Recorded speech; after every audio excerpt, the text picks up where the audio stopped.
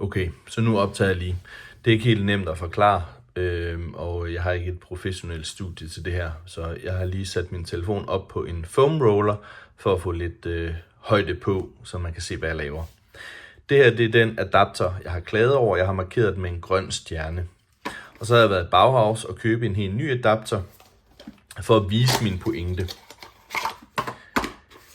Her er den adapter, som havde en lampe påhængt, og som er faldet ned. Den har I selv testet.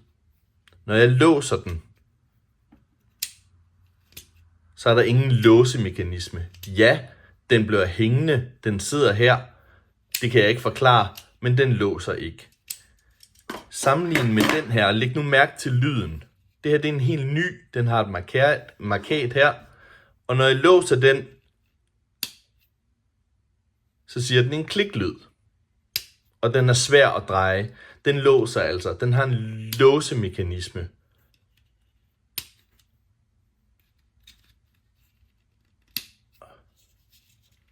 Jeg ved næsten ikke, hvordan jeg skal vise det. Jeg skal faktisk lægge kræfter i og få den til at låse. Når jeg tager den defekte adapter igen,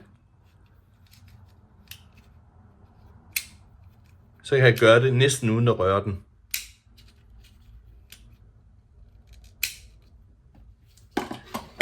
Jeg tager en helt ny adapter og gør det samme. Jeg vender den lige om. Jeg skal bruge kræfter, og når jeg gør sådan her, så slipper den ikke. Jeg skal bruge rigtig mange kræfter. Det er min pointe. Den her, den er defekt.